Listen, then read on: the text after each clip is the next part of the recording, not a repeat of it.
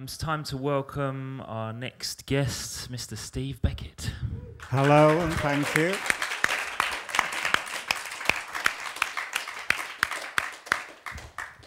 Where have you just come in from? I've just come in from London. And how was your about flight? 2 days ago. It was fantastic. Yeah? You've looked after me well, and I'm in a nice suite overlooking the water, so sounds like it's... Well, thanks very much for joining us today. No, thank you. For those of us in the room that might not be aware of what you do for a living and what you have been doing for a living for a while now, could you please fill us in? Well, my name's Steve Beckett. I'm the MD of Warp Records, Warp Music and Warp Films. So I started the label from a small bedroom 17 years ago, and luckily I'm still here today. So I don't know how we've managed to survive, but we have done. You know, I'm really proud of the musical history that we've got so far, and I hope that we're going to continue that. So you've been running an independent record label for 17 years. Yeah. I think that in itself definitely deserves a round of applause.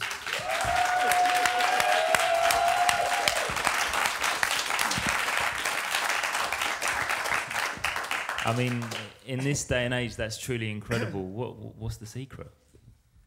I think the secret, obviously, is just signing incredible artists who have got a vision for where they're going and have mastered the instruments in whatever form they're working in, so that the instruments or the technology no longer gets in the way of their personality, so that the personality of somebody like Aphex Twin or Boards of Canada starts actually uniquely coming through the music that they're creating, so that people can hear that direct emotional contact to the artist rather than just hearing what the equipment is. And I think that's a real danger of modern electronic music, that sometimes the equipment can get in the way.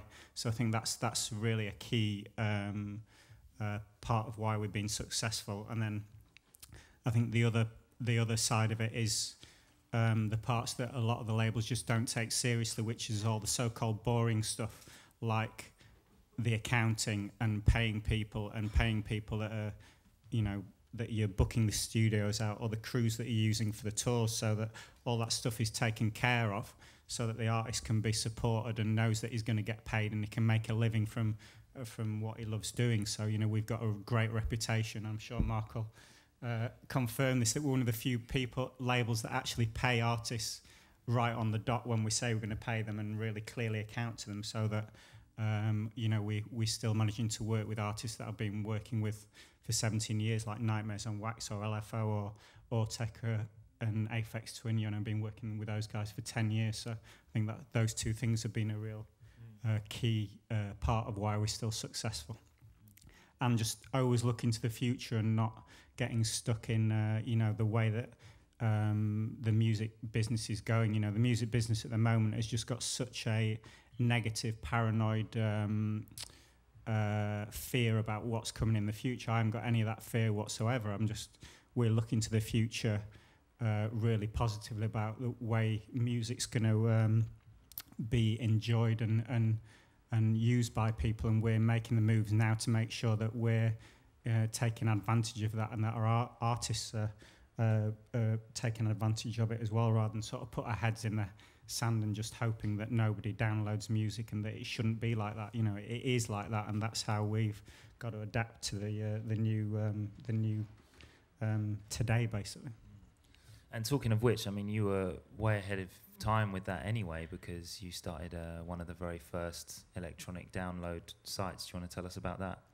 Well, not even that. We started, you know, one of the first label sites, and then one of the first selling physical, you know, CDs and vinyl through the internet.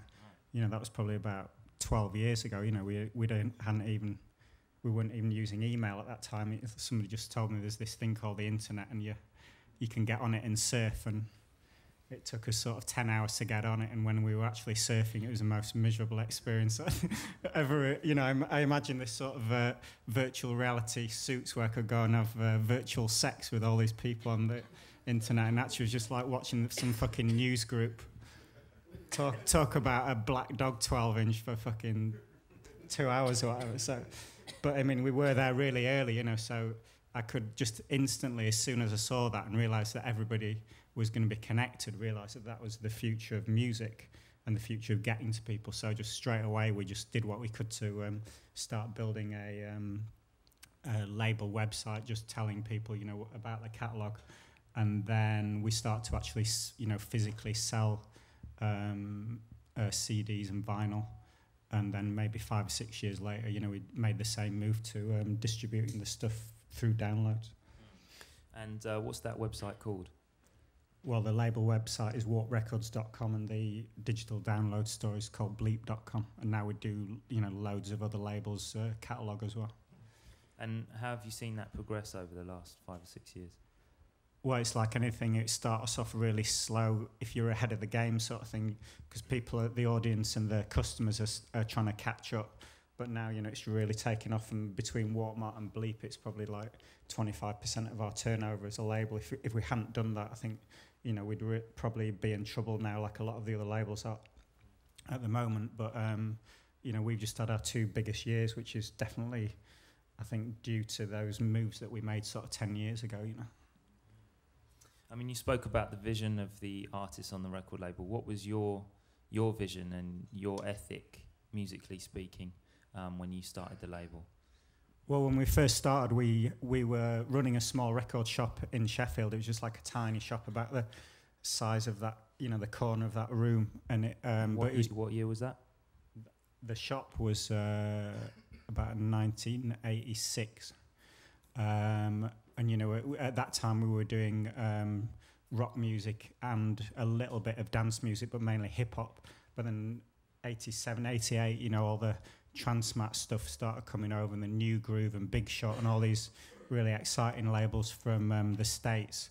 And, you know, it just completely pricked up our ears. To us, it was just like a musical revolution. Well, it was a musical revolution. And then we kept hearing about this strange drug called ecstasy that we were all trying to get hands on. And eventually that kicked in with the imports coming into the shop. And then the whole scene just took off in Sheffield. And they're just amazing warehouse parties with like 3,000 people in, completely illegal, no lights whatsoever, just huge sound systems like 25 foot high, you know, all you'd hear was bass, and everybody completely off their heads with all the gangsters sort of selling the tickets to get in. It was just like an amazing time.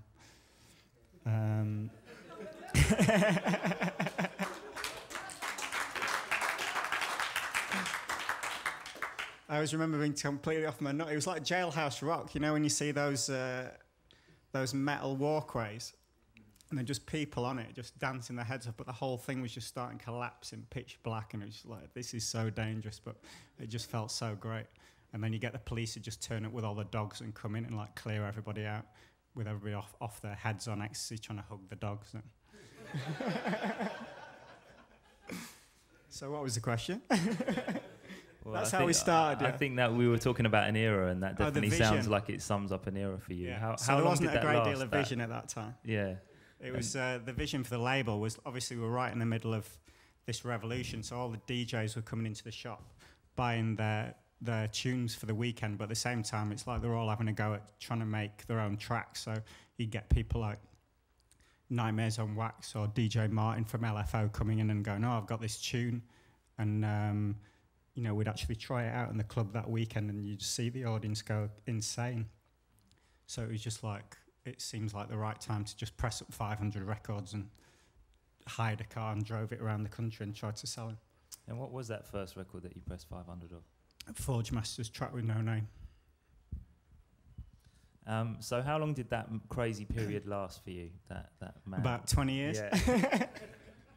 No, probably about 10 years, I should think. Not right. as crazy as that, but certainly around 88, 89 was the whole, you know, there's just the whole Northern House scene, and you know, the bands like 808 State and Unique 3, and we had Forge Masters and LFO and Nightmares on Wax, and those guys were just dominating the scene at that time up in the north. Yeah, Sheffield's in the north of England in the UK, by the way, just to put some geography on it. And in terms of before dance music and the phenomenon of dance music and rave culture and what have you hit the UK, what were you listening up until that point in the 80s? What were we listening to? Well, we were listening to a lot of indie rock, really like avant-garde stuff, or Danzig and Black Flag and people like that. And then we were just starting to pick up on some of the hip hop stuff as well. Eric B and Rakim and EPMD and these guys, and that was just starting to open our heads up to different sounds. So do you want to play us something from the very early days of either the shop or the label, or maybe both? I'll play a rarely heard B-side by Nightmares on Wax that used to absolutely destroy people. I've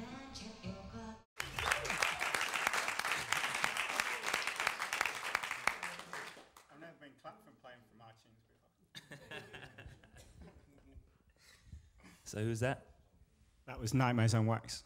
Right, who were probably one of the first signings to the label? They were the second signing, yeah. Right, and do you want to just tell us some of the artists that you signed in that very early period? We signed Sweet Exorcist, which was Rob Gordon and Richard Kirk, who used to be in Cabaret Voltaire. We signed Nightmares on Wax from Leeds, LFO from Leeds,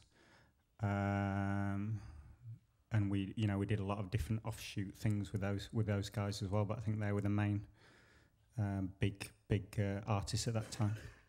And a lot of those artists stayed with you for many years. Yeah, those are all still with us. George is now from Nightmares, is living in his villa in Ibiza, and Mark Bell's still making music. He's just produced the last Bjork album, so he's still doing really well. But he doesn't do as much music for us as I'd like him to. Definitely one of the ways that I became aware of Warp Recordings, and one of the biggest tunes, I think it's fair to say, was probably the self-titled LFO track. Did that have just a huge impact when that came out? Yeah, I mean, that was the one that really turned us into a sort of real label, in inverted commas. It was the, we just weren't really prepared for what was going to happen with that record, and it just kept.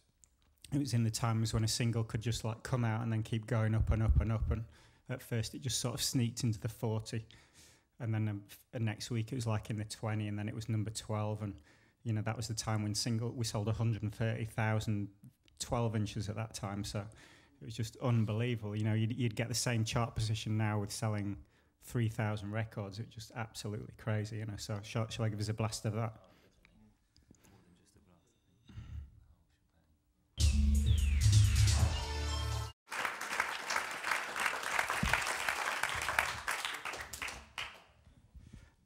But it's a lot of people get confused with the sound of that time, because they always seem to talk about the bleeps, but it was nothing to do with the bleeps for the people that were making the music. It was all about the bass, So they'd just be they'd be doing like 10 or 15 different versions of that song and testing it out literally, in real time in the clubs. And we had this, there was like a cut-off section like that where everybody had drinks, and there was a main dance floor, and it had a window like that. And if you're on the other side and you could hear the window shaking, you knew you were sort of getting the right frequencies for the bass. And the same thing with the mastering. Obviously, there's so much of it was around vinyl at the time, so we'd go into the mastering rooms with this great guy who just used to do everything he could to give us the deepest cuts possible. And they used to have the limiters on the mastering lathe to protect their cutting heads that used to stop the temperature going too high. Otherwise, you'd lose these £20,000 cutting heads. But used to take the limiters off for us, and then we'd just stand there like watching the temperature just getting as high as thought he could get away with before he'd take it off, because it was afraid of tripping it out. So it'd do us loads and loads of different cuts like that, so that we just get the maximum bass we could possibly get. I don't think people really comprehend the amount of time and effort that was gone into just making these bass lines so that people's balls would shake. That was the whole attitude of it. So yeah, it was a great time, because that record just blew us up into a different level, really. Yeah. And how did things change after that point? Well, we just all started wearing suits and ties and getting the accountants in and just making it real, But it was just like the light going on, us realising that we could have more of a long-term vision for the label. And I think the key thing for us at that time, and we did this with LFO, is from having that background of the record shop, we'd really seen the difference between rock labels and dance labels. And what tends to happen with the dance labels is they'd come along for a year, get very trendy, and there'd be that sound that was in, and then they'd just disappear and nobody would be interested. Whereas the rock labels, so-called rock, you know, like the labels we looked up to from the indie side, like Mute and Factory, you know, they had a whole a look and really developed the artists that they were working with, mainly through recording albums and then sending them out on tour. And we really took that model and applied it to dance music. So LFO were the first people that we worked with, and going, come on guys, you've got to do an album, you've got to do an album. They're like, what are you talking about? Why do we need to do an album? We just need to make 12 inches that people dance to, you know. But it was really getting that into their heads, and then them going in and to the studio and making albums that fitted in with the albums that they realised could work electronically, like Kraftwerk or Pink Floyd or Tangerine Dream, and really making electronic albums that people could appreciate, you know, from start to finish, rather than just being, you know, one-off dance records. I mean, you mentioned his Factories from the north of England as well as label, right? And I mean, some of the artists that you mentioned from Leeds and Sheffield, it's all in the north. How important was it for you to represent the party scene that was going on in that particular part of England at the time? Was there a kind of north-south divide on the party scene at all, or? Yeah, I mean, there's a total north-south divide. We were just convinced that the south hadn't got a clue what was going on, and they were coming up because it was like there was a time when it had gone from house music. Then it had gone into rare groove, but we weren't interested in rare groove. We were interested in acid house.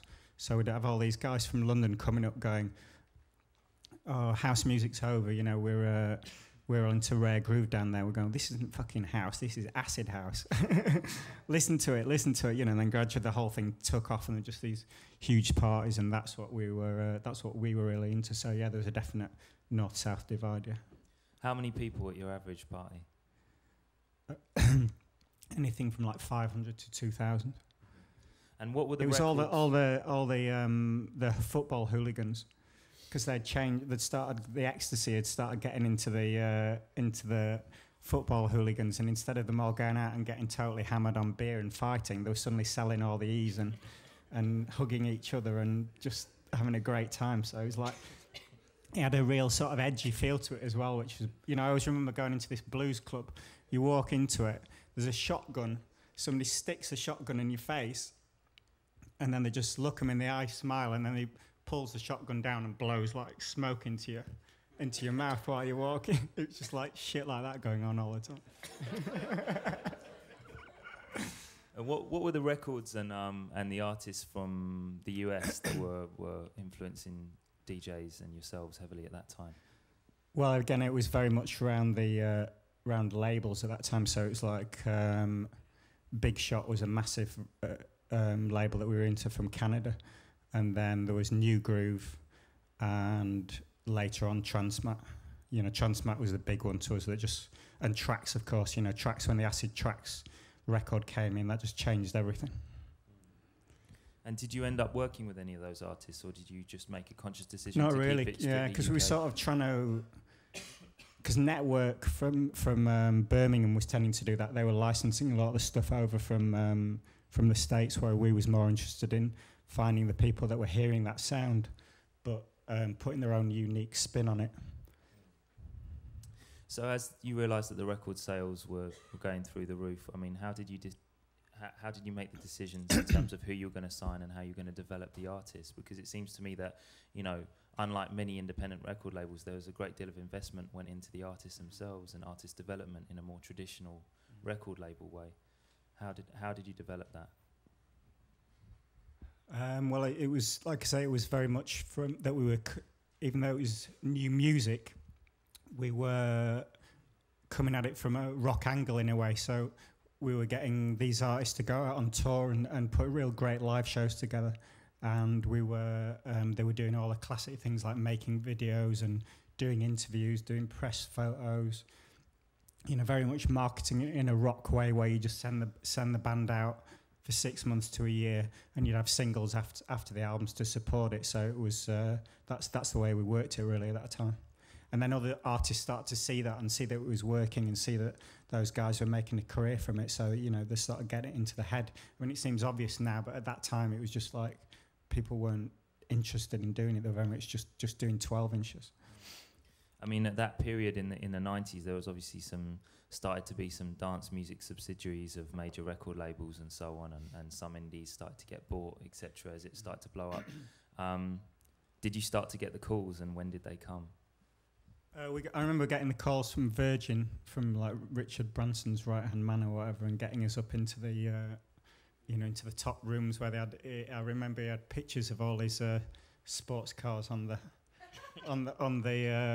wall, like Aston Martin, and I thought, God, if these are the things that he's proud of collecting, you know, where's all the artists, sort of thing. So it just didn't really feel like it was right for us. We were very independent-minded, you know.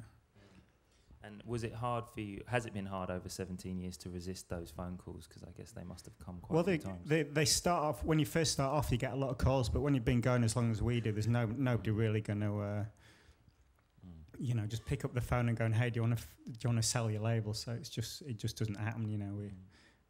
It's more, we get a call from a major saying, why the fuck are you trying to sign this artist? Keep away from them, and that sort of thing. So as we get further into the 90s, do you want to talk to us about some of the artists that came along and that you discovered? And well, that was obviously we were coming at the end of there being this real musical revolution, and then but it was kind of like felt like it was repeating itself. But the real interesting part of music at that point for me was that.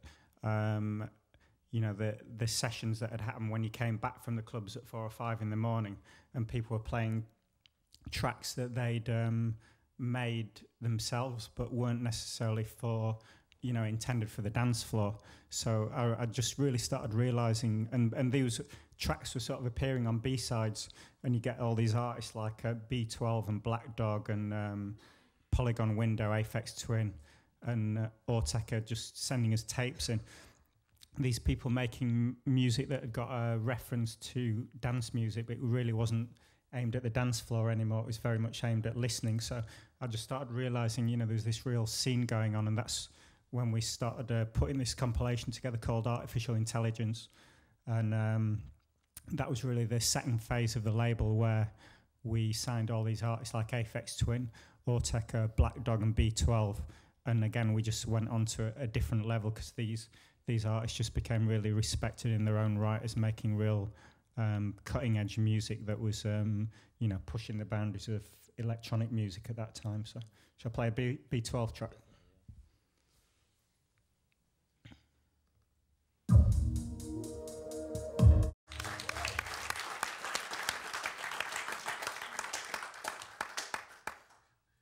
wish I'd actually written all these tracks. Where are we going now? Do you want to talk a little bit about Plaid and Black Dog? Because over the years of Warp Recordings, they've consistently come up with more and more inspiring stuff. And they also did a lot of work with Bjork over the years as well, didn't they? Yeah, I can't remember how Bjork got in touch with them, really. I think she just heard some of the music and just got obsessed with them. So then she ended up taking them on tour with her and producing some of her songs as well. But then they split, so there was Ken Downey, who was the third member of Black Dog, and they sort of fell out, and then Ed and Andy went on to be Plaid, and then recorded like a number of albums with us. So. And who was the other artist that you mentioned from the Artificial Intelligence comp? Aphex Twin. Obviously, he then just his career just absolutely blew up, and he'd done Ambient Works 2, and he'd done a Polygon Window album with us. He'd done Ambient Works 1, and then he did a Polygon Window album, and then he did Ambient Works 2 with us, which was the album just took him onto a different level. It was an album that was so different from anything that he'd done before. It was like completely ambient, no track titles whatsoever.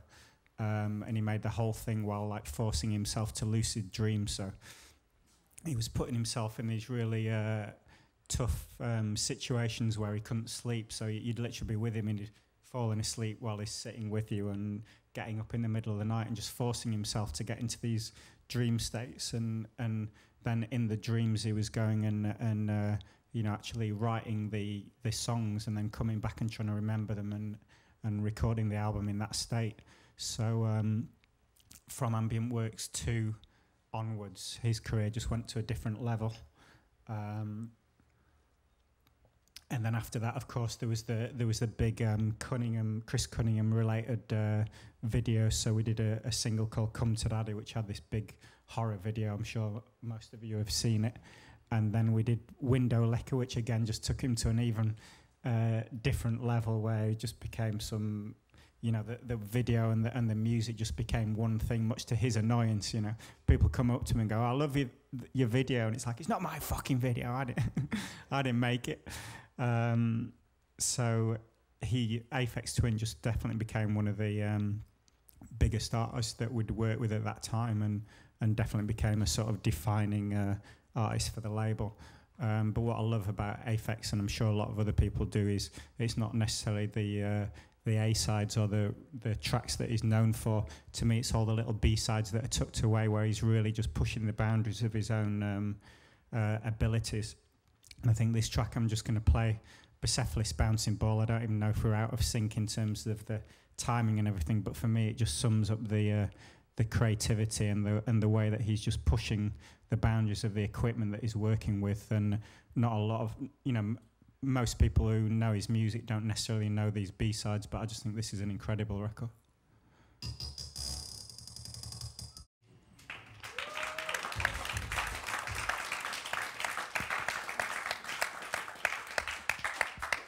It'd be rude to fade that one, wouldn't it? Actually, I was just talking to Marco the other day about when Aphex plays in Italy and also people around the UK, the way that fans of Aphex behave when they know he's going to play. I mean, I don't think there's many electronic music artists that I could think of that have as much hysteria surrounding them as Aphex Twin. You talked to us about the cult of Aphex, and when did that start to emerge, and how did it affect you as a label? I think it just gradually started emerging when he was, you know, doing the interviews and coming out, making them sort of, because he was getting so bored with the interviews that he was doing so many, that he'd start entertaining himself by throwing little myths in there, you know, about whatever, owning a nuclear bunker or living in the middle of a roundabout in Elephant and Castle and things like that. So gradually these things just started taking more and more, getting more and more momentum, and then he just started adding to it. But then he'd get some things that were real, like, you know, he really did buy a tank and have that down at his place in Wales. So you just get all these weird myths going on, and you just start getting obsessive people turning up, like, you know, he'd be getting doing the wires for his plug, say, if a bit of equipment wasn't working, the bits of wires would be on the side of the stage, and you get somebody like picking them up and taking these pieces of wire back, and just weird shit like that, people turning up to his house. But the best one was because he used to live in this bank in Elephant and Castle, in this old disused bank, and it used to have those security windows, you know, so you get like tourists coming up, tracking down where he lived, and they'd be like putting the faces right up to the window, but they wouldn't be able to see anything. But he was on the other side, would be able to see them, you know. So suddenly he'd like stick his face right up to the window, and suddenly this ghostly Aphex figure would come out of the darkness and then disappear again. So I used to enjoy stuff like that. Yeah. You mentioned Chris Cunningham, who did the video, and he did the Window Liquor video as well. Talk to us about Warp Films and when you started working with Chris, and you did some work with Chris Morris as well, am I right? Yeah, I mean, because obviously we're making videos for a lot of the artists, and you know, we realised that a lot of the people that we're making videos with, like Chris Cunningham, had similar sort of personalities to the artists that we were dealing with, and some people thought they were so-called, you know, difficult to deal with or weird or whatever, but they weren't really. They're just people that are really pushing boundaries of what they were doing and just knew exactly what they wanted and expected other people to step up to the plate for whatever they wanted to deliver. You know, they couldn't see any point in stepping back from an edge that they could see. You know, they wanted to get to that edge that they were they imagined they could hit. So we realised that we could get the relationships with these sort of directors and make films as well as the music that we were doing. So it just seemed like a similar situation to when we'd started the label 10 years before that. You know, the technology was changing so that people could make much lower budget digital films, and we could actually get involved in those technologies and create our own at first short films and now feature films. So. And what are the feature films that you've been working on more recently? Well, we've just finished 2 features with Shane Meadows, which is Dead Man's Shoes and This Is England. And then we've got another 5 features going on at the moment in production with, you know, different new directors, basically. And what's your role in that? I mean, similar to what it is in the label. I mean, I've got somebody just running it's like 10 people running, working in the film company. But it's very much like seeing what the talent is that we want to work with and looking at scripts and looking at directors and teams, basically. But none of the day-to-day.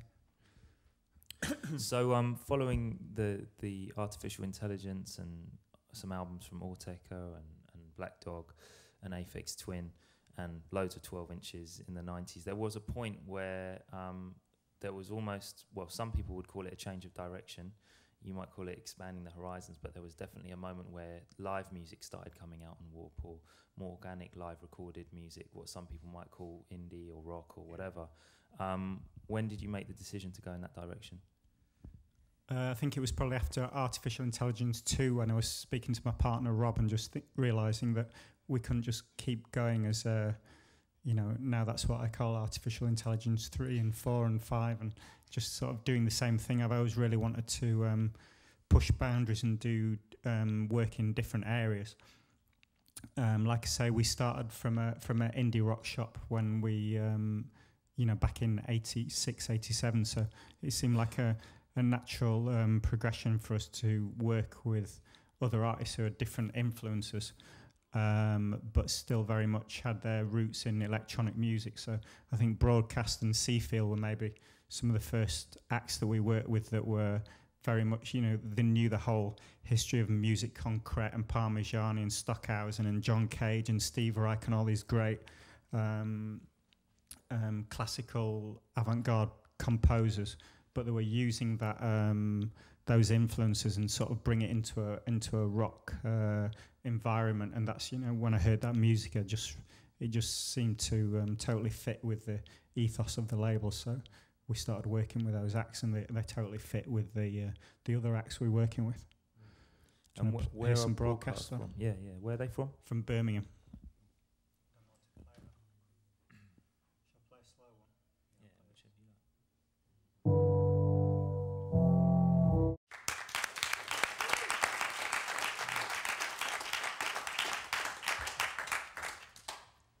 How was that received when it came out? It was like people in the know knew they were absolutely an incredible band, and I think the journalists and the media, it sort of went over the head, because that's sometimes as a label, it can be. I think that's a really frustrating part of being a label sometimes, because sometimes you've got great music, and then it lands at exactly the right time when there's this sort of wave of enthusiasm about a particular sound. And other times you can have great music and you release it when there's this wave of enthusiasm in the media about some other genre or some other hip thing, because obviously from the media's perspective, they always want new stuff, because they don't want to just write the same old thing about a new band. It's just not that exciting for them. So Broadcast are one of the acts. If I'm trying to sign a new band, nearly every time it's either Aphex Twin or Broadcast are the ones that it's like, I've got to be on Warp because Broadcast are on Warp, so they're one of those musicians bands. But I think in terms of the media, they've kind of gone over their heads a bit, because they're a bit there's a lot of depth and subtlety to the music, and I think especially with English media, really have got to be in people's faces, and they need to get it in 5 seconds, otherwise they don't really talk about it, So, but to me, they're one of my favourite bands on the label. I'm just so proud that we're working with them. They got a new record coming out? They're just finishing one off now, yeah. I mean, they're really slow workers, so they really go through it when they've got to release an album. It's like a 4-year giving birth period. They're just in total agony, you know, going through this. It's like every band I know, they just get an album. It's like they deliver an album and it's going, the next one's going to be easy. It's not going to be like this, but it's always like this. I think that's the sort of karmic, what do you call it, obligation of an artist, that somehow you've got to go through this real self-searching place to sort of deliver this new piece of creativity that would have never existed if you hadn't gone through that experience. And I think that's just part of the part of your guys' jobs to go through it. So talk about some of the other live bands that you signed following that period, and some of the people that might have. There's the other lost lost hero, Jimmy Tanner. Yeah. And Jamie Liddell, of course. I don't know if any of you guys have seen Jamie Liddell live. He's just an incredible force, and I'll play one of his tracks. It's just it's phenomenal. This is more recent, right? Yeah.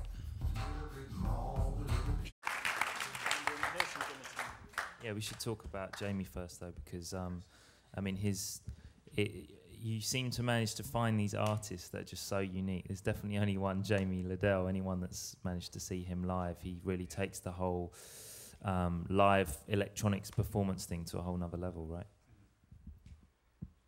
I mean, yeah, it's almost that thing that when you start off, you don't necessarily have a big attraction to these artists, but obviously now we've got a bit of a track record, so if you get these sort of maverick people, you know, we're maybe one of the first places that people will come to and talk to us about wanting to get a deal. So if you've got somebody like that and then you see him live, you know, I'd just fly anywhere in the world and like hold on to his, you know, his ankles to try and sign somebody like that. So it's a no-brainer for me if you meet somebody as talented as that you would want to work with him.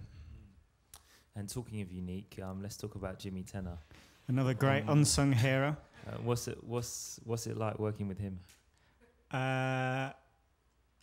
It was just the same thing again. The people like that just totally push you. You know, I mean, I'm not sure what your name is, but Paolo, we were saying that we recorded this album called Out of Nowhere, where Jimmy decided that he wanted like a 30-piece orchestra, and there's like there's no way we can afford that. And of course, he's like, I found the orchestra. They're in Poland. We need to go over there and record the album. And you know, he actually made it happen. And he's just a real character. You know, I saw him come on stage in Spain on a white horse with a red cape, with transvestites on either side of the stage, and it was he liked to put on a good show. So this is one of the tracks that came out from that recording in Poland.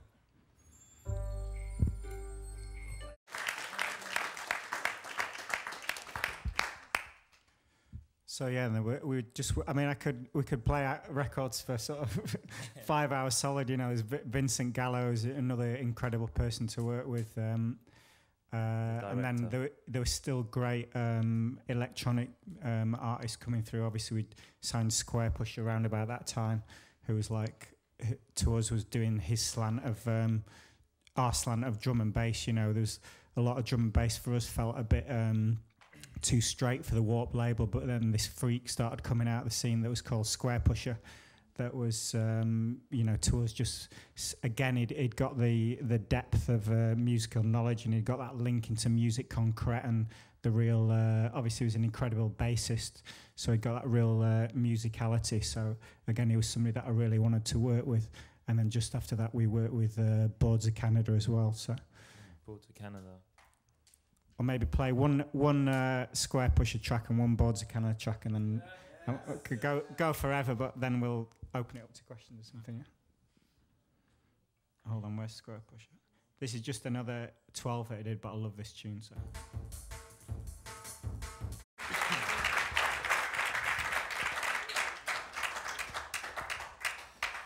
So that's Boards of Canada. Hello? Yeah. That is Boards of Canada. Highly recommended. One question I suddenly thought of while I was listening to that: is there any artists that you really wanted to sign over the years but couldn't? didn't get to? Is there anyone that you wish you'd signed in hindsight? Reload. The first Reload album, that should have been on Warp for sure. Absolute classic. Pritchard. But he'd already unfortunately signed to... Actually, we tried to get you to sign us before he'd signed to... who were you on? Infinite? Yeah. So we tried to sign this guy, but it was too late. One of the forerunners of artificial intelligence, but he didn't get half the praise that he should have got. Unique 3 as well, we tried to sign them, who were... they'd done this classic track called The Theme, which was like really the first bleep track that pricked everybody else's ears up. And then, newer acts, things like... I don't know, I'd have loved to sign Kraftwerk. And then there's a few acts, things like Godspeed You Black Emperor. We tried to sign. I followed them around the world, but couldn't make it happen really. So yeah, there's always acts that you'd love to sign that you don't. But it's one of those unique situations that a lot of the artists that we sign to really want to sign to us. So as long as we can get a deal that works for them, that can make a career out of, we can usually get the deal compared to a major, because we're on all of our artists on 50-50 royalty deals. So even though at first it, the royalties come through a bit slower than maybe they'd come. Well, they never come through on a major anyway. But if they might come through slow at first, but then after a few years, you start getting this flow through of royalties from your back catalogue. So like I say, we're working with the artists that we've been working with for 17 years, so they really can make a career out of doing quite strange music on a 50-50 deal.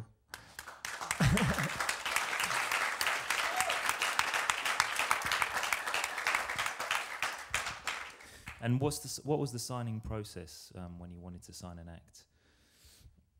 In terms of creative discussion with the team around you? Because we should probably talk about your partner in the business, Rob, who at that sadly time passed at 2000. we were both doing the A&R, so usually getting recommendations from people around you, or especially the best recommendations I've got are from artists on the label. So somebody like Aphex will bring in Square Pusher, or Prefuse 73 brought in Battles and literally just went, put the mobile phone to their number going, sign this band now, So it's very much like just looking at people's tastes that you really respect, and then obviously checking out the music yourself and seeing if you truly relate to it. That's the first step. If you don't even relate to it, I don't take it any further. But then after that, I'd go and either meet the artist or talk to them on the phone and just see what their long-term vision is for the career, and see if they've got anything. I can just usually see it in their eyes if they're the sort of people I want to work with, really. Would you like to talk about Rob Mitchell for a moment? Well, Rob was my partner for 12 years at the label, and then in 2001 he got diagnosed with cancer, and he got diagnosed 2 weeks after his wedding, and 6 months later he died of cancer. So I'm still got really fond memories of him, and we totally built the label up together, working every day for 12 years. So it was a huge change for me and all the artists and all the staff that were working with us, because it was very much like a brother.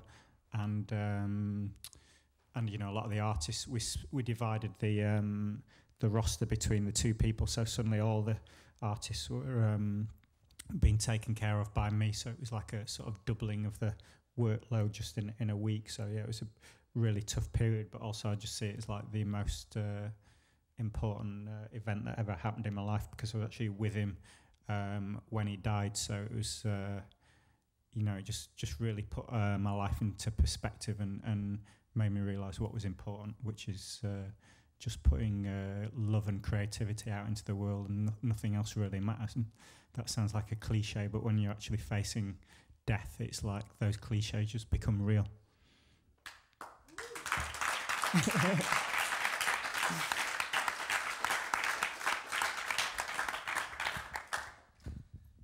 Before we open the questions out to the floor, we should talk about Warp in 2007. I know Mark has an EP coming out soon. He's got an EP and an album, hopefully. Right.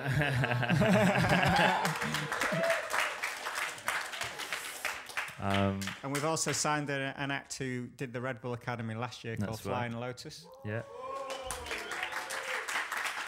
Now, one of the tracks on the EP actually also features a vocalist that was part of the Red Bull Music Academy in Melbourne, and I believe that track was actually recorded at the Academy. Yeah. You're not charging us anything for that, eh?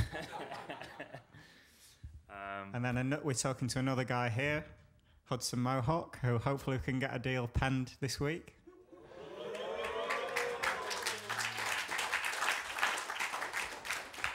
So yeah, there's some good stuff coming out of here as far as we're concerned.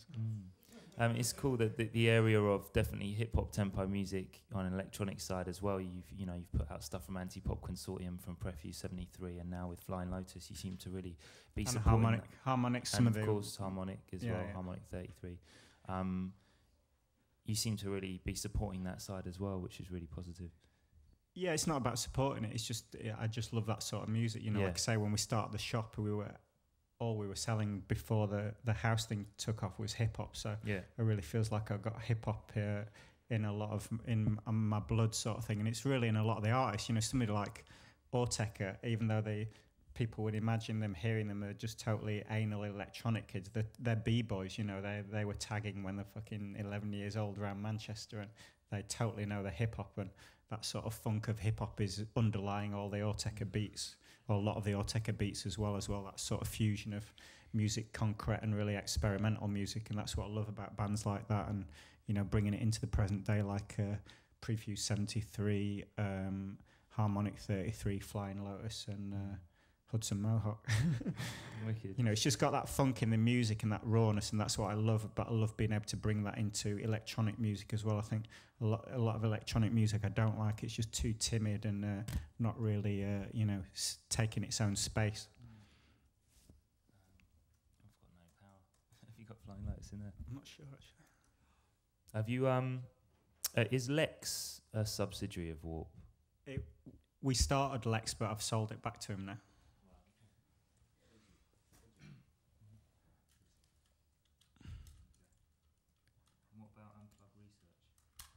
No, it's nothing to do with us. No, I haven't got Lotus in here.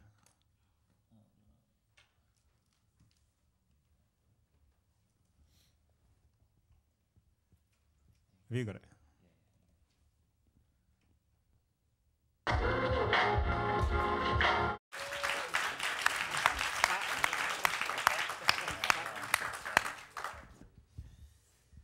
All right, any questions?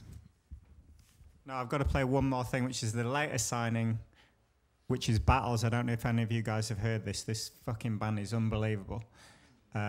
Making really experimental music, but using traditional guitars, drums, and vocals. And I'll just give you a blast of... Where's Battles, yeah? Battles Where are they from New York. An incredible live band as well.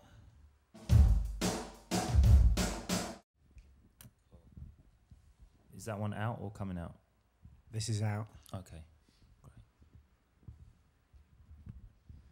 Hello. Hello. First of all, thank you. It's been very interesting to go from Acid House to Flying Lotus.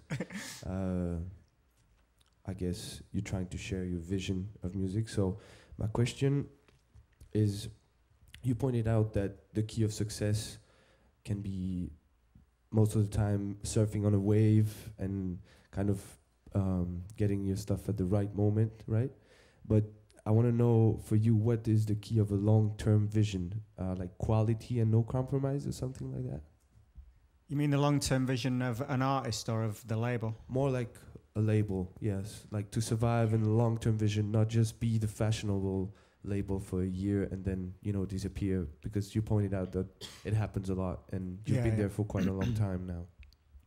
Well, I think it's back to that original question that we said right at the start of the talk, which is, I think the key to it's been two things, which is one, making sure that the artists that I'm getting into a relationship with have got a complete mastery of whatever equipment or instrumentation they're using, it so that no longer gets in the way from who they truly are, trying to uniquely express themselves. So if I can sign an artist that's got a real authenticity to him or her, that's also completely unique, which I just believe everybody has got that unique thread. If they can get the mastering the whatever instrumentation they're using out of the way, people will feel that unique connection to you. So I think that's the first thing. And secondly is all the other side, the business side at the other end, which is just the simple thing that most labels seem to forget, which is just paying the people that are making the money. You know, it's almost like labels a lot of the time look at an artist as if they're doing you a favour, like throwing you a few crumbs while they pay their staff or whatever. You know, it's completely the other way around. We see ourselves as we're at service of the artists, and you know, obviously we have our arguments, so we have a different vision about where we think they might go. Because you know, I at the end of the day, I always want to sell as many records or make as much money for me and them as possible. Sometimes they don't necessarily want to do that, but I think those are the two key things for me. Vision and organization. Thank you.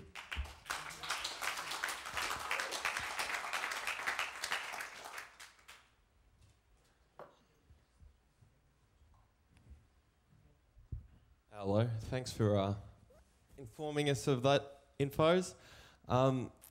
Also, when Square Pusher come to Melbourne for the first time, just blew me away. It was like amazing. I just got a question regarding like for artists like us that may have you know, small labels interested in signing our tunes, like small independent labels. What should we be looking for, like as artists, in terms of which label we choose? You know, asking for advances, contracts, you know, those types of things. Obviously, it's just case by case, so it just really depends on who you're dealing with. You know, you want to be asking yourselves, are you talking about if you're taking your music to another label? Like, I'll just say in my instance, say I write drum and bass, and there are a few small sort of labels that want to sign certain tunes, and just deciding which label, you know, I should choose, and should I be asking for advances, those types of things. Well, obviously, the first thing I'd do is make sure that it is just contacting the labels that you feel have got other artists on the label that are, you know, you have some sort of affinity with, and then I'd ask those artists on the labels if they're, you know, they've got a good relationship with the people with that label, and then in terms of contracts, you know, just if it's a small low-key thing where you're just doing 1 12-inch or something like that, then, you know, chances are you're probably not going to get an advance. But if they are offering an advance, take it, and if you can get it higher, get it higher. You know, it's just that thing. If it's in your pocket, it's safe. If it's not in your pocket, it's safe for the other people. You know, so you just have to take a sense on how trustable the people are that you're dealing with, and also if they've got a track record of you know, doing good work with other people.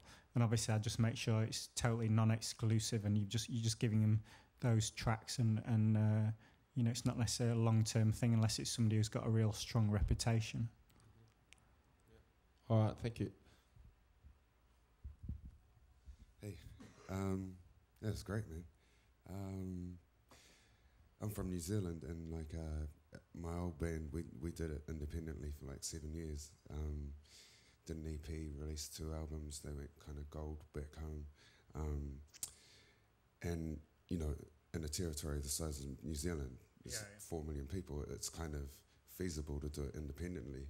Yeah. I mean, how hard was it in the UK and stuff to be an independent label when you've got the majors there, and in terms of like distribution? And I was out in the UK last year with a band that signed to Parlophone from home, and got a bit of an insight to the how the majors do it. And it's like, it seems to be really clicky with, if you've got the booking agent, if that label, you know, you can't get into venues and play festivals unless the right people put you onto, you know, and even in radio, you know, you can't get the right radio plugger.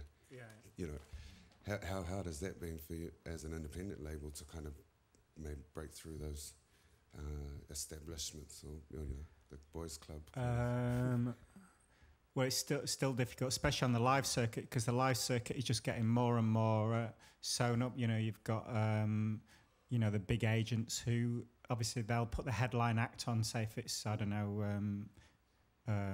Metallica or something, then they control that billing then, so they're not going to put your band on some little indie agents. They're going to put their next biggest band on and the next biggest band, so you've just got to accept that that's the way it is in some situations, and it just depends on the size of the band. So, you know, with a band like Maximo Park, we've had to really, it's been a whole new ball game for me that I just didn't experience before, where I'm like taking out heads of radio stations and whining and dining them, and just really long setups of albums like 6 months before, so people can see you've got a real, because everybody wants to be associated with success, so if they think for a minute that you're not going to be successful, they're just not going to back you at all. So you really have to, with a band like that you think has got bigger potential, start lining up all these what do you call it, you know, just letting them know that there's a plot coming, basically, that's a long-term plot, and you're really investing in the artist as a label. So obviously if somebody from Universal does that, they just know that they're definitely going to put that money in. But when a little indie like us sort of crawls in through Radio 1, you know, we really have to convince them by results for them to take the actions that we want them to take. So they said to us, yeah, we will play Maximo on the radio, but you've got to give us a top 20 record first. So, you know, we had to build that up through the live audience and literally just getting email addresses from every single gig they'd played, built it up till we got about 10,000 on the list, and then started selling 7 inches to those people and actually starting to get chart records. So then we could go in a few months later and go, well, here you go, there's our end of the bargain. You know, you're going to stick to it. So yeah, there are all those games have got to be played, and we can either choose to play them in that sort of game, or just not play them. And I think that depends on the type of artist. So a pop artist like Maximo Park, we've got to play those games because we've got to be on the radio to sell that amount of records. But a band like Battles, completely the other way. You know, they've just put out 12 inches, and then they've just gone around the world and toured. And first they played to 50 people, and then second time around they're playing to 200, and you know, now they're playing to like 1,500, 2,000 people, and hopefully that'll continue. So it's just really finding where each individual act can pitch itself, and then just seeing if you can get the breaks that you need to get. But I think everybody thinks there's this magic break that'll get an artist away, but it's not. It's just tiny little steps over and over again, whether you're the way you're communicating what the artist is about in every single conversation with enthusiasm, and just being able to look people in the eye and saying you're really behind this, and the way every little detail that you present in your artwork, your photographs, every mix, every conversation you have, every interview that you do. And, you know, after a year or 2 years, this starts getting momentum going. And I think that's really what you've got to do as an artist, take responsibility for getting that momentum going, and taking the control into your own hands, rather than thinking it's this, you know, big daddy with a checkbook that's going to make your career. It's not going to happen. I was just thinking, like, you know, we managed to do it in New Zealand because it's only small, but like, you know, in the UK, it's like, how do you, like, are you working with separate distribution who have the same ethos, or do you distribute yourself? No, we work with independent distributors, yeah. Yeah. But so you know, in the UK, independent distributors are distributing. Arctic Monkeys selling, you know, 2 million records. Franz Ferdinand, Chemical Brothers, all these guys. So, you know, the independent scene in the UK is like 25% of the market. So if you're all together as a unit, which we're doing through these organisations called AIM, you know, we can go to these different bodies and as 25%, which is like as big as Sony or whatever, and have a bit of power, you know. So. Oh, that's incredible. Great. Cheers.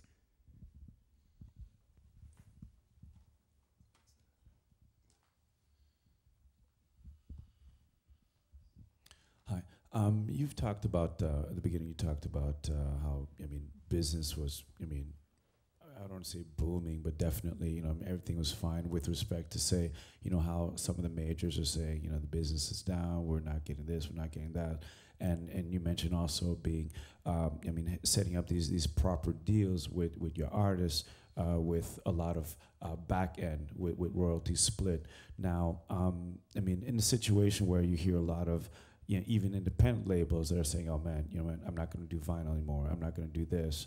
It's pointless." And obviously, you know, with more and more digital sales, and I mean that happening, but also with digital, you start to have a situation where I feel people are just like kind of picking songs left and right and grabbing what they want, which is, I mean, again, fine. How do you see the future of the business, say for a recent signing, where the old model was like, okay, we have, you know, I mean, the royalties and we split them down the road, but do you see possibly with the advent of digital and how that's going, is there going to be possibly less back-end royalties coming down? And, you know, are the new signings, say, like Flying Lotus, going to get, you know, have the opportunity to reap the benefits like, you know, Aphex Twins did? You know, like, and how is that looking for the whole business as a label, and with the situation that you have, you know, with some of your newer signings? Yeah. Well, artists will still definitely get royalties, but I don't think they're going to get their royalties from selling a physical CD.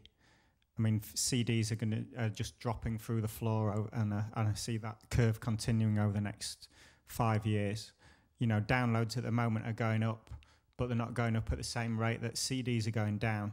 But eventually, downloads are just going to come down, I think, and music to the consumer, in inverted commas, will just be perceived as free. You know, it's partly the fault of the record industry and partly the fault of technology that basically music's just being perceived by the consumer as less and less valuable. You know, they just don't know what the price should be. You know, 1 minute they're getting a newspaper with a free Prince CD on the cover.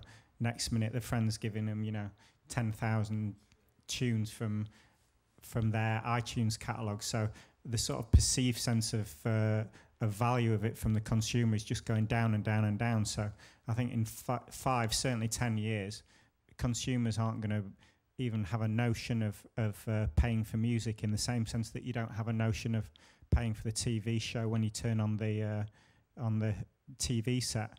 But people still are making money from that, and the people who are creating that content are still being making money from that. And I think that's going to be the new model that you know, it's going to be a combination of artists earning money from sync income, which is already a lot of our artists probably earn more from sync than they do from record royalties. So they might get, you know, crazy amounts, £300,000, you know, for a Jaguar advert or something like this. So they can earn more out of one advert sync than they could make out of 5 album releases, sort of thing. So I think they're going to be earning money in that way.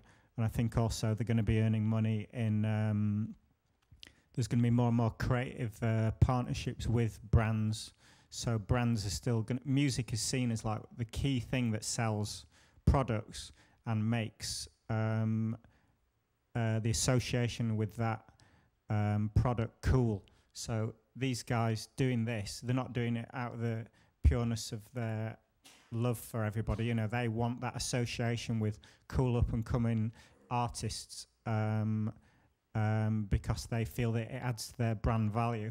So the key for us as people working with the artists is how can we make sure that those things that in the past were just seen as promotional or being cool for the artist, that's not going to be like that anymore. It's going to be like, how is this brand value addition that this artist's music that he's worked his ass off for the last year, that's putting the association on your brand, how is he going to get paid for that? How is it going to be defined? And these are all the new conversations that are going on with people like MySpace and YouTube, and you know, these guys have got billions and billions of pounds, but nobody goes to YouTube or MySpace just to you know, have a nice time. Most of it's from original content that people like yourselves have worked hard and put up there, and then other people want to hear and enjoy. So I think that's the future to me of artist careers, and that's where we're moving ourselves in the future. So we're just sort of seeing ourselves almost like an a la carte service for the artist. So if we organise a tour, we'll get paid X percentage for that. If we organise sync activity, we'll get paid a percentage for that. You know, the artist could do it itself, but do they really want to be spending, you know, 10 hours a day going to see Saatchi and Saatchi or, you know, Jaguar or whatever? So we make these sort of relationships with the artist and almost be an interface between people that are monetizing music out in the world, and it is a sort of new frontier, but I can totally see there's a future for artists, but I'm absolutely certain it's not going to be through selling individual tracks or albums. I think that's just, that whole model is over.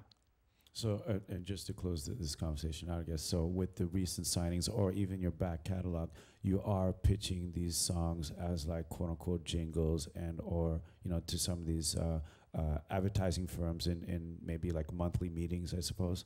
Oh yeah, you sort of get like anything, you just get a network of people around the world who are working with the ad agencies, and obviously they're making adverts all the time. Then for whatever advert they're making, and there are independent people who you can track down, and these can actually, even if you haven't got a deal, can actually, and they're quite excited about this, about having music that's not necessarily signed to a label, you know, as long as it fits the pitch that they're making for the advert. So there'll be pictures coming around all the time, and it's usually like uplifting, fast yet mellow, with like, you know, just complete load of contradictions, and you go, yeah, it's Square Pusher, you know, and try and get your song on there, and you just have to move really quickly and get all the clearances sorted out really quickly, and you know, if it gets to the point where you've got your song on at the edit stage, you know, you're really in there with the running. So it's just making sure that you're totally in the loop with all these ads that are being made, and just making sure your music's in there. But I think that's just the first stage of it. The next stage is going to be really exciting and interesting creative partnerships with these huge brands who no longer just want to put a you know, their sort of banner behind a stage or stick it on your CD. You know, they actually want to create new projects and productions and things that are like really got more substance to them. And I think that really is where there's going to be a lot of growth for artists.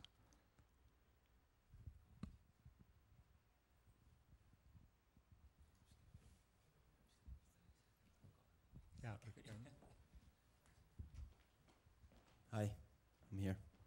Hi. First of all, I want to commend you for maintaining your indie sort of concept through all these years. It's most people would probably just kind of sell out and just really go for the money. You. So yeah, kudos to you.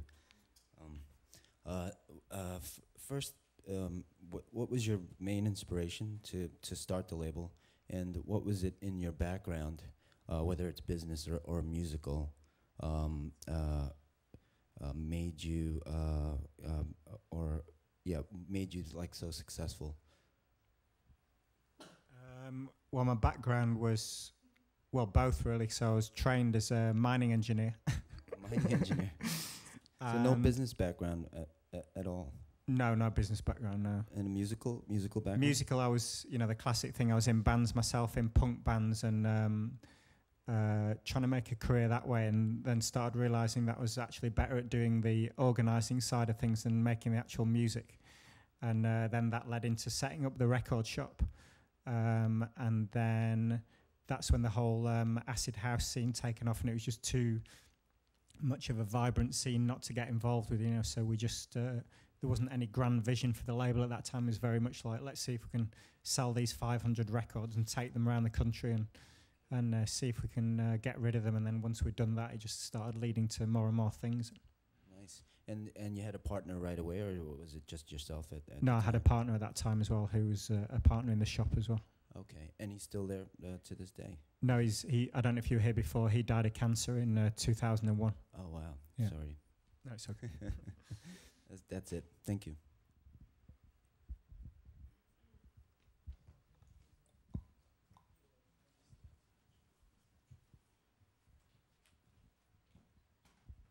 Hi, I was just curious about Maximo Park, because I know a few people were quite surprised when you signed them, and obviously you've diversified the label over the past 17 years. So, what made you decide to sign them, and like? It was exactly the same sort of thing that made me want to sign any of the other acts. I just heard some of the demos, and there was just something in the music that I found really authentic, and I love the lyrics and the energy that was in the music. But at the same time, I realised, you know, I'm not stupid. I realised that it would be a real leap for the label, and there's always the argument of like, oh, should you set up a sub-label and do it under a different pseudonym? But I don't like the idea of that. I like the idea of really standing by the decisions that you're making. So I just thought, sod it, we're going to put them out on Warp. And at the same time, it was like a real step up for us as a company, because we were just playing a completely different ball game that we just didn't even know existed, you know, where we were really competing against Universal and Phonogram and Sony and all these guys that we just didn't realise the league of sort of backpacking that's going on. You know, getting the sort of decisions for the gatekeepers, i.e. radio and TV, to support these acts. You know, we just hadn't played in that league before. And, you know, if you look at the chart in the UK, it's literally just Universal, Universal, Universal, Universal, Universal, Universal, Universal. It's just crazy, you know, and then there'll be one little indie in the middle of it, Domino or Warp or whatever. So it was just us playing in a different league, really, and I quite enjoyed playing it, but I don't really want to play there a lot, a lot of the time. Cool. Okay, thanks.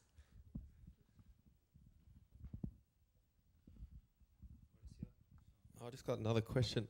Just going on from what Henry was saying about downloads and that in music, do you think the extreme access that individuals have these days to whatever music, you know, any music, do you think that is increasing, you know, listener interest? Like more public is getting interested in music?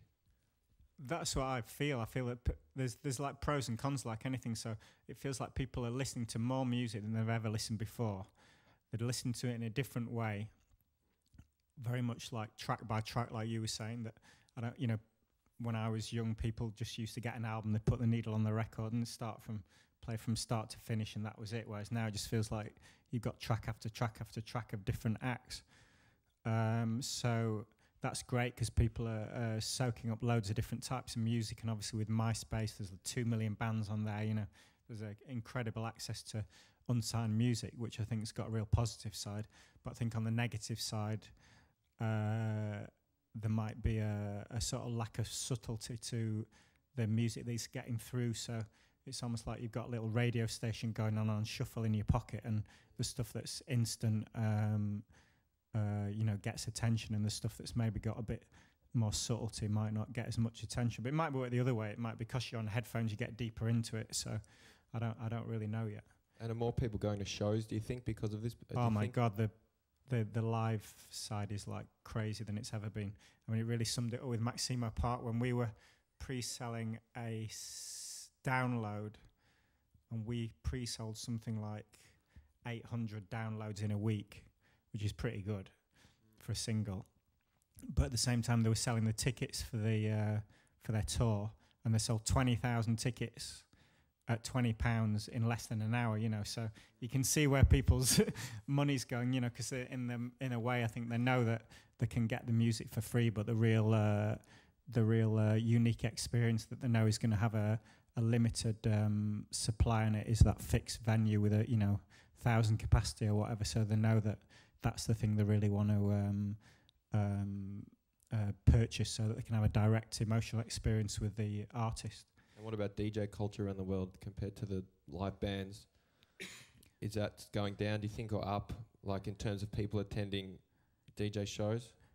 To me, I don't know if this is international. It feels like it's lower than it used to be at the moment. But I know there's obviously there's still the sort of superstar DJs that can actually sell tickets and are commanding that those sort of fees. But I would say generally it feels like it's not quite as much demand as there used to be. But again, it's down to you to take that into your own hands and make sure that the people that are in that audience or that venue are having a fucking amazing experience. But if you're just coming along, giving them the experience that they've seen 500 times in the last few years, why would they get excited about it? Totally. So it's up to you to bring a new experience to them and also just show your genuine enthusiasm about what you're doing to the audience. I think Benji was saying before, he's just sick of seeing people sitting there on stage looking like they're checking their emails and not really having a connection to the audience. You know, that's the danger of working with computers. It's very heady, so it pulls you into the screen.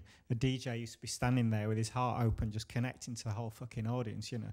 And I think that's what people need to see from people that are presenting something. They want to see a genuine connection to the people that they've come to see. Otherwise, why they just go home and listen to iTunes on shuffle. One more question.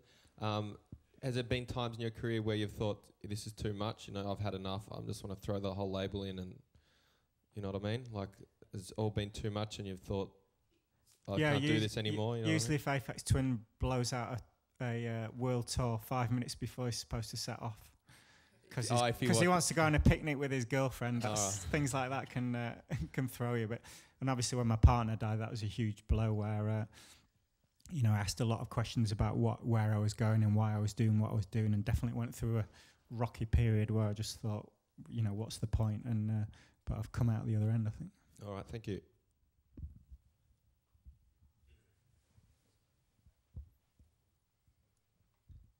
Hello. Now that you are talking about this live versus records selling, acts like Birds of Canada and Autechre and some other people that are signed to in your label, they don't play quite often.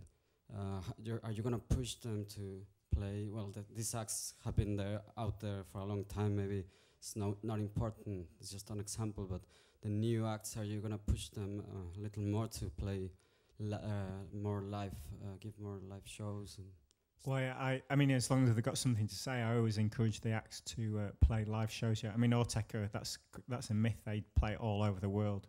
They just play all the time. You know, when they've got a record out. Boards of Canada have done about 5 gigs, and I get offers every day for them to play, like crazy offers, and regularly go up to Scotland and beg them to go out on tour, but they just won't do it. Yeah, maybe because these bands play in the northern countries, I'd say. So I don't got the chance to see them very often. But it's, like Chick Chick Chick and all these live bands, they're pretty cool. And I suppose they're going to play all around the world. But this more experimental and more mind-oriented music, I would say, physical as well, but might not hear about them very much, you know, like don't have this experience yet. Yeah.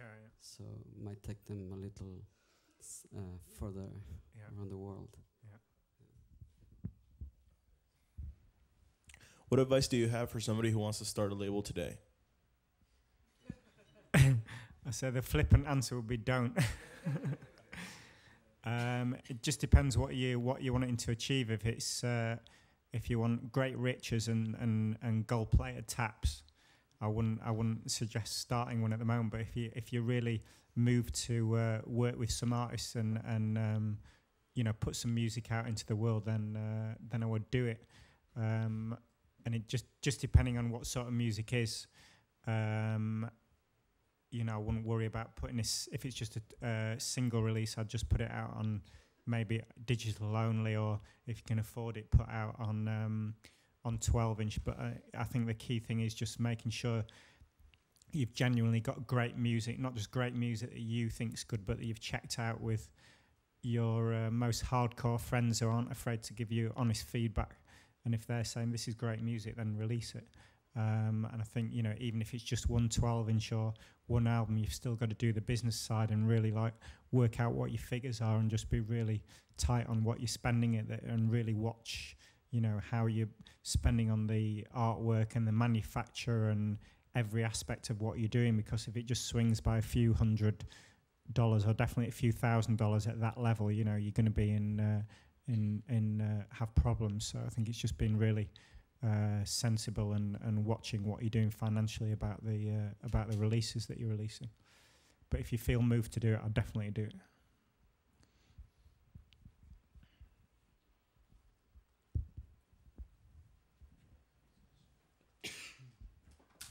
Hi. So you seem pretty like involved with all your groups. Do you have other A&R people like working under you, or are you usually pretty hands-on and like go to the sessions and just kind of nurture the artists like personally? again, I mean, I'm the main A&R person there, but it's a very musical company, so even if they're doing the accounts, they will be going out to gigs and bringing CDs in, and a lot of the guys are in bands, or so it's very, music's in the sort of heart of the in the blood of the company. So it's not like people have got specific A&R jobs, but they're constantly bringing in new music, especially the guys that work at Bleep and Watermark, which is the digital and the physical distribution, because obviously they're getting new music coming through there all the time. And in terms of sessions, again, it just totally depends on what the artist is. So some artists might want real hands-on comment on the bass line of every single track they're doing and every different mix. Other artists like Aphex Twin, you'll just get a CD mysteriously land on your desk and it's like, this is the album, and don't dare comment on what changes. I tried to get a radio edit of Window Licker done once, and it was 7 minutes long, and he started describing it as like I was trying to cut his baby's arm off, Cool. So it just depends on the artist, really. Yeah, because I've met so many A&R people in my career, and it's like they just seem very clueless. Every last one of them.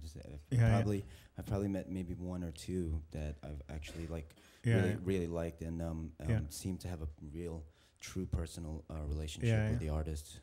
Well, I think a lot of the A&R guys haven't really got the vocabulary to be able to go into a studio and start commenting on an art. They can say things like, "Oh, it needs to be more hype," or "It needs to be this." Just really general terms. But when you're in the studio, you're in the sort of nitty gritty of creation, really. And when people are creative, they're using very specific language, because you're talking about a subjective thing. So artists and producers have developed very specific language where they can try and communicate this subjective subject to get the end result of what they want. So my experience is a lot of A&R guys, and even myself going into a studio, you might think you can contribute something, but I think it can just throw sessions off track and get people in their heads, and they might have already explored 20 avenues that you're suggesting one of and decided. Exactly. So I don't really see that it adds a lot, really. My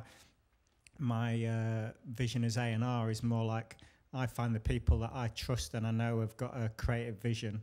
They create what they're going to create. I then decide which of those creations I'm going to release.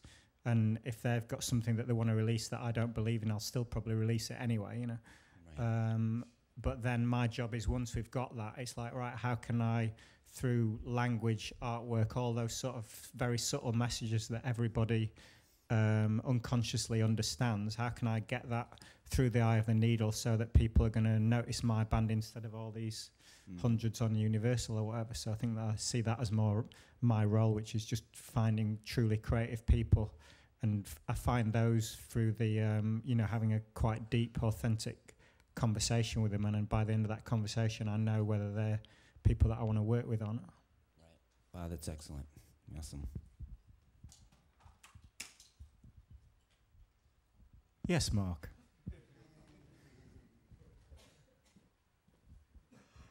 The other thing I think I'm going to ask you a question after this. The other thing I think of when I think of Warp is the artwork. I think it's been really, really strong all the way through, and I think who are the people you've worked with artwork wise, and how do you see that going with the new digital age of downloads?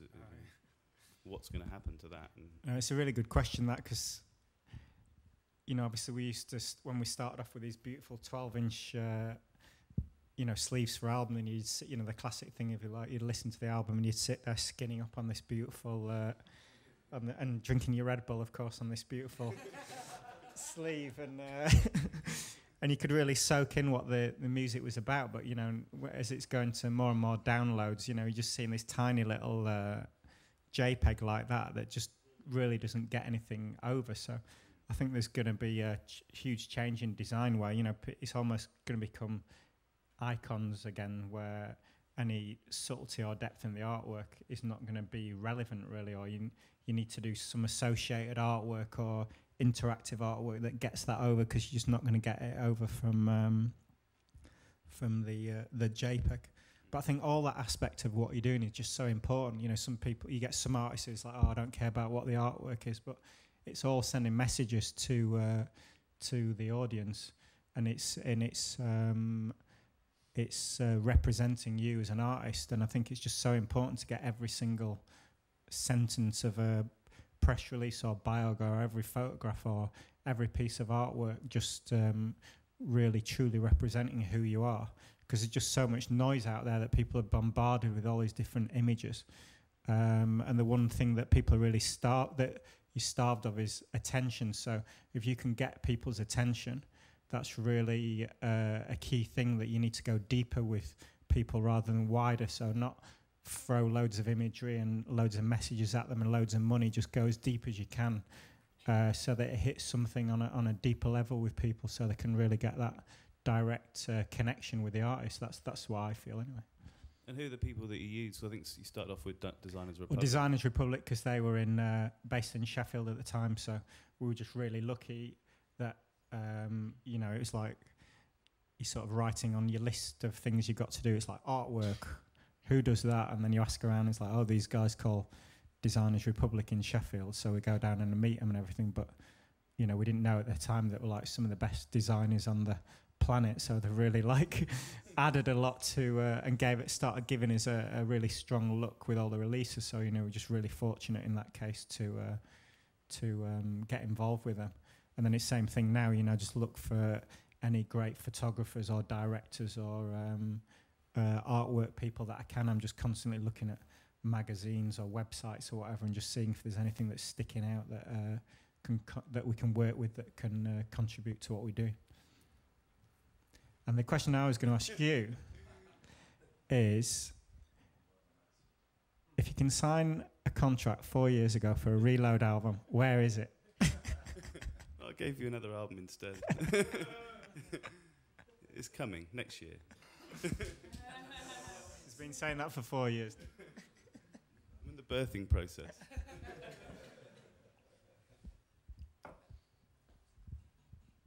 Is that it?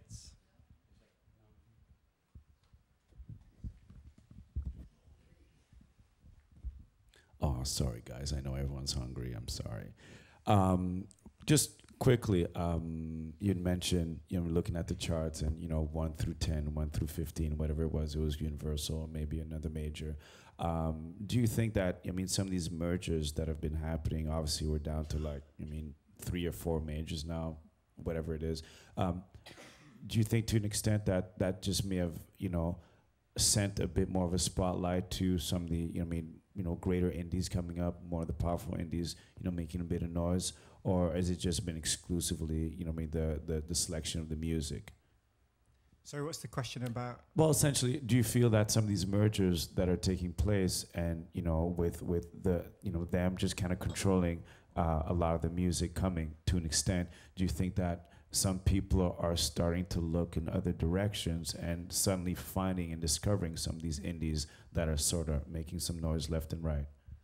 Well, I think they're definitely discovering some of the music, but the problem for us when you get these mergers, it isn't really about the artists or signing. It's much more about they get much tighter control of the gatekeepers. So, you know, they can buy out front of store racking for like the whole year because they know they're going to have so many releases. So it means that we can never get our records front of store because it's all been booked up by Universal. And your records just naturally sell more if they're front of store from a more casual purchase than people going into the A to Z sort of thing.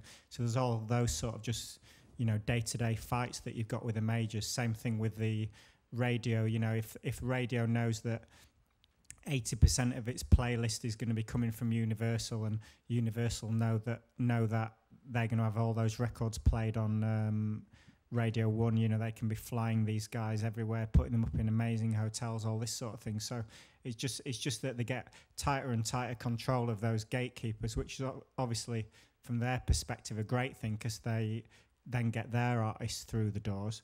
But then they get a new set of problems in that they just have so many artists that it's only the big artists that get the attention, and the little ones just sort of come through, get the records out, and nothing gets tended to. Whereas with a indie, every single record, from something that's going to sell 10,000 to something that's going to sell 500,000, gets, you know, genuine attention, and we try and pitch it to the audience that that it should be getting pitched to, you know, so that we've got artists that might be only selling 10,000 records who are making a living out of it through different associated income streams. So it's like anything, it's got pros and cons, but I think anything where you get one player getting a bigger and bigger share of the market can just get really dangerous, because they just become so powerful, and they don't want other people to get into their as they see it, their area, you know. Okay, really the last question. You mentioned yeah. You mentioned the referral process about, I mean, other artists, you know, pointing out, I mean, certain independent artists, you know, doing their thing, and you getting to hear them out. On a business or even on a musical level, is there another label out there you feel that, or that you have respect for, that you may want to kind of like mention to us at all, musically or on a business model side? Well, I think there's a few. I mean, I think Beggar's Banquet to me is you know, a label that I've really looked up to, and they've got, you know, sub labels like XL. I think Domino obviously have come through in the last few years with more their rock stuff, and I know those guys, and I know they're really straight and do everything they can for, you know, making sure the business side is straight, and that they also got great relationship with the artists. You know, Ninja Tunes we're great friends with. I think they've got a good relationship with a lot of people they work with. So yeah, I think the bigger indies have got, you know, still really worth talking to and seeking out, sort of thing. Is that it? Yeah. Well, let's eat. Much respect to Warp Recordings. Thanks so much. That was really good. I really enjoyed it. Many, many thanks indeed. Steve Beckett, make some noise.